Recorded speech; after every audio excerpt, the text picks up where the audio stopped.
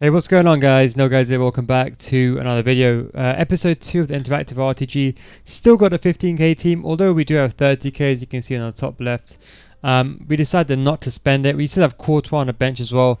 I thought I'd just keep it bare bones, and also I'm still learning the game as well. You know, I think I know the game, I would say 85 to 90% now. I'm just still refining, and I'm waiting for the next patch before I start my coaching and everything, I suppose you can say. I'm still learning the game, still testing formations out, and I think this 15k team is still very good. I mean, I don't really see a need to improve the team. I don't even have any super subs. We're going to play the placement games, so I'll talk you through the placement games. I'll just talk you through about the team and what's my plans for the RTG, etc, etc. I've just been so busy on my main account, but this is the first game, you know, I had a really good team. I just really looked at, Blind really, and I suppose I looked at Sergio Roberto, and I tried to, I suppose attack his weak points. Now, what I want to advocate is dribbling. Now, as you can see, dribbling is very important. And I realize in this game, especially when there's a bad connection, I'm also thinking of changing my main team just to have pure dribblers all around the pitch. I brought Modric into my main team, and I sold basically all my plays to buy Modric, should I say rather. And I'm really understanding why dribbling is more appealing. That's why I'm trying to make you and force you to use dribbling. Like, this is an example, right? So if you look at the controller at the bottom of the screen, this is Rivals. Now, if you look, you can physically see the delay yourself. Now, just to give you an insight, the controller already has delay on the controller because, I offset the delay so you can see what happens in real time, right? You can see if I aim up, that's a real-time controller, but if I aim up and down, can you see how long the player is taking to react? It's taking actually longer than that. It's almost taking like a 1.5 to 2 second delay in game. So like I'm going back and it's not really going back. It's a big issue with Rivals. Now, I played these games on Sunday. Now, if you were in my stream on YouTube, or I think was it on Twitch I streamed this? I can't remember. I think it was YouTube or Twitch. One of those two. I was streaming this games, and this game was really bad lag. And ever since Sunday, the connection has been absolutely awful in Rivals. Even on my main account, the game is almost unbearable. When you play Draft, it's like you're playing a different game mode. I think it's the peer-to-peer there is really efficient, but there is one thing I noticed, and that I've noticed that if you have a team with good dribblers, you can get away with a bad connection. Just for the simple fact is because if you and your opponent are suffering a delay, if you change direction quickly, that's the benefit you do have, and that's why I suppose you can say have that extra benefit. Now I get a red card here. Now this, I thought I did this in just to give you a little bit of insight. Generally, when I have a red card, I'm 1-0 up. I normally put the red card player in strike. I normally play a 4-4-1 or like a 4-2-3, and without the strike, obviously the red card's where the striker is. Can't believe I missed that. But like, here's a perfect example. When someone's dropping back and parking the bus, never feel the need to go forward. So I have a red card here and one man down, and he's dropping back. He's not even attempting to press me, so I don't even feel a need to even go forward. I get a bit lucky, to be honest, with the goal, a bit of a jammy goal. I did hit the post 2 times. And just to give you an example as well, when you do get a red card, what you do basically, you go to squad battles and you challenge the team of the week. You put the person who's got a red card on the bench, or on the reserve, sorry, not the bench. And all you do is you disconnect from the game. Now, what happens is this is how you get rid of a red card. Now, it doesn't count as a loss because it's an offline game. But what it does is it counts as a game. That means your red card goes away. But of course, you do lose your contracts. And of course, if you do have, for example, 99 fitness, you might get 98. So just bear that in mind. But just in case you didn't know that, I thought I'd chuck that in there. Then the second team we go into, to be honest, he had a weak left back and right back. And in general, his team wasn't that strong. Better than mine, but wasn't strong. And in typical Neil Guides fashion, we do obviously the hug to sidelines, goal kick distribution, and we get quite a nice goal. Really good dribbling from Zaracho and Villalba and Martin. This is actually a really good goal. They're actually really good players. Now, lofted passing, they are nerfing it, and I think especially now they're reducing the impact of contain. I think this 15k team will perform better. What I will do is I'll probably stream some more with the 15k team, but I'm not going to go try it. I'm just going to play like in a relaxed demeanor because I just want to play nonchalantly. I don't really want to go try hard. Obviously, I won't enjoy the game too much. But I think even so, I think if you use dribbling, I think especially with the patch coming out, how they're going to buff dribbling and reduce the effectiveness of contain, I think these players will do well because most of these players have very good agility and balance and decent dribbling, which equates to over 80 when you average them all out. Their agility, balance and dribbling. So I think they're going to be really good at dribbling. Now, lofted passes, I was thinking what to do this week. I was thinking, do I integrate? Because you know how I said every week we're going to have integrate a new skill move. So I know you guys have different teams to this. I know some of you guys have the exact same team, a few of you. Others have improvements, and obviously rightly so. If you have the mind to improve the team, you can. By the way, this was a very good team that I faced. Yes, if you improved your team, one thing you're probably going to notice is that certain players, they won't feel as good as a 15k team. The reason why is because it's mainly the agility and balance. And I'm considering, do I teach you about, so you know I said we're going to introduce a new skill move every week. I don't know if I should introduce lofted passes just yet like these. For the simple fact is they're nerfing it, so I don't really know what to do. I think for the first week what we might introduce is simple fake shots and ball rolls. I think ball rolls and fake shots are very easy to do, and I think I'll make a video on this on Friday. I'll just decide, but if you let me know what you guys think, what you guys want me to use for this week. So I think if we all start using ball roll this week, I'll make a tutorial on it, or Friday, or maybe we just play this first weekend league without adding on anything onto our game. Actually, I think that might be a better option. I think for just this weekend league, we don't add anything onto our game. We just basically play how it is. We do concede here. It's a bit of a jammy goal, but truth be told, you know, I defended that poorly initially. And this person was actually a very good player. I actually struggled against him. It was hard to break the deadlock. He was dropping back, running around with his cam or his 4-4-1-1. He was running around with the centre forward. We do break the deadlock. A lofted pass again, and a really good turn by Jerry Martinez. We do break him down eventually, and he does get a red card. Now, free kicks, truthfully speaking, I'm still getting used to them. I think the better play you have, I mean, if that was Modric, that probably would have gone on target. But I think, truthfully speaking, Rivals, I hope Champs gameplay is different. Rivals is almost unplayable, and it's the reason why I've not really been playing the game.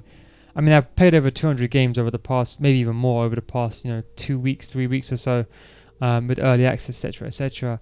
But truthfully speaking, I think now it's come to a stage where they need to fix the Rivals gameplay.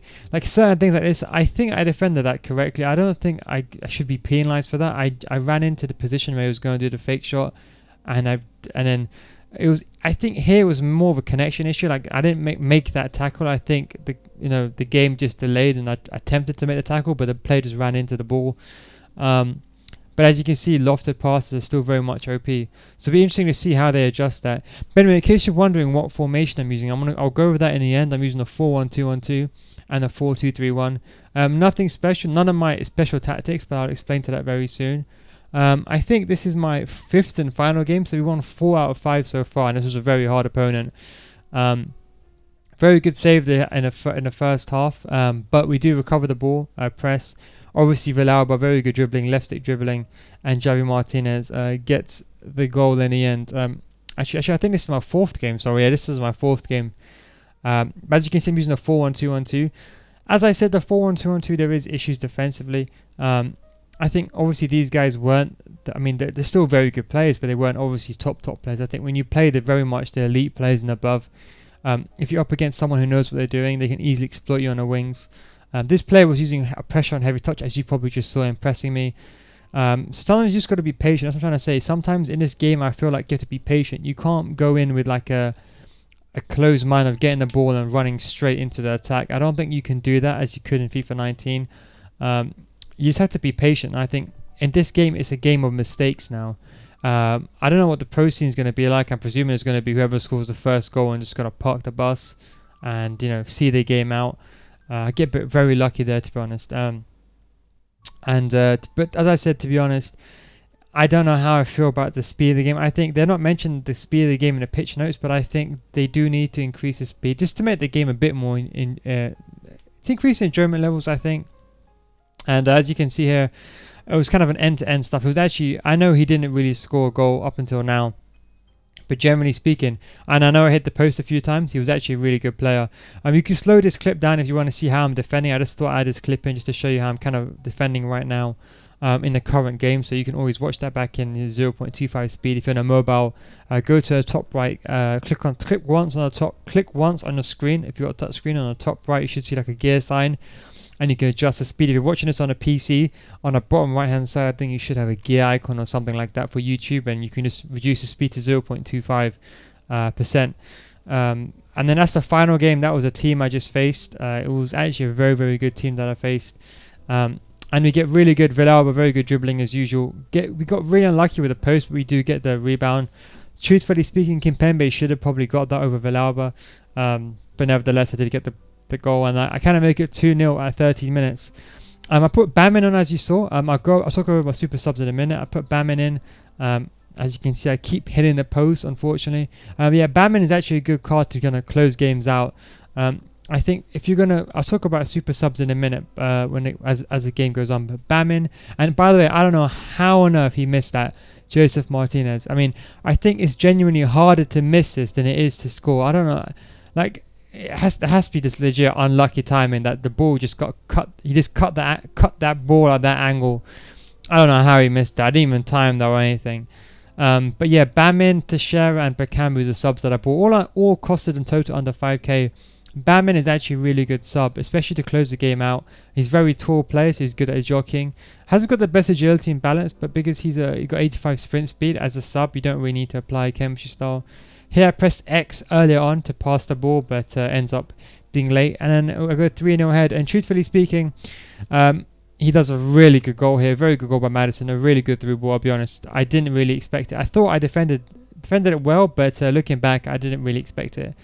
As you can see, dribbling here by Villalba, very good chance here. I think this is where I hit the crossbar. Yeah, I think honestly, truthfully speaking, I think Kimpembe should have won this header. I think Villalba is not even. I think he's 5'8". I don't even know how he won that, but yeah, I'm not really sure. Here, this is another use of lofted passes. Now, that's what I'm trying to say. I don't think this pass will work because if you focus on Kimpembe's knees, just watch Kimpembe in centre back. Focus on his knees. Look, see this angle. If they add the deviation or the error zone for lofted passes, I don't think that pass will go through, or would maybe go through only like 30% of the time. So it'll be interesting to see how that patch affects it. Now this is the ball he scored with Madison. Now Madison, for me, I don't know why he's been so effective for everyone. He keeps scoring volleys against me with like 50 shooting. But whatever, that was a very good goal by him in the end. We do get the win. So we do end up winning 5 out of 5. We do finally get placed. We do get 1.4k, which is not that bad. I was expecting to lose one game, but we got pretty lucky, I suppose. But we're close to Division 3 now, and I suppose we can really test this team out properly. And now the formations and tactics, I'll go over that now. These are the formation tactics. So this is how to set the team up, obviously, when the game starts. But in game, I play 2 formations, the 4-1-2-1-2 and a 4-2-3-1. Now the 4-2-3-1 are my exact same tactics from last year. If you're wondering, it's not the tactics from my video. I just wanted to keep it bare bones for the RTG because I know some of you guys used the 4-2-3-1 last year. So I was like, instead of changing the formation up, let's keep everything the same. Just so it's easier for you guys to I suppose you can say translate to this game, because I suppose it's just easier just to kind of adapt because you know roughly how the formation works. So we kept the 4-2-3-1 the exact same from last year, so the exact same instructions. The 4-1-2-1-2 is a bit on a different side. That's the layout. We put Zavacho in camp because he's got 83 short pass.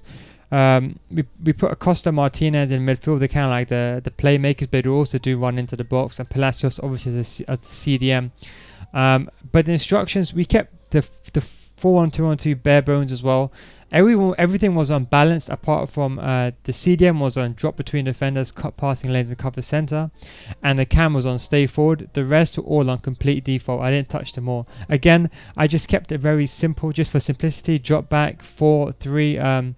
I just increased the width a bit more, but again, I tried to keep it similar to the 4-2-3-1, just in case you do use the 4-2-3-1, it's easy for you to adapt. Now the subs that I bought was Teixeira, Bakambu, and Bamin.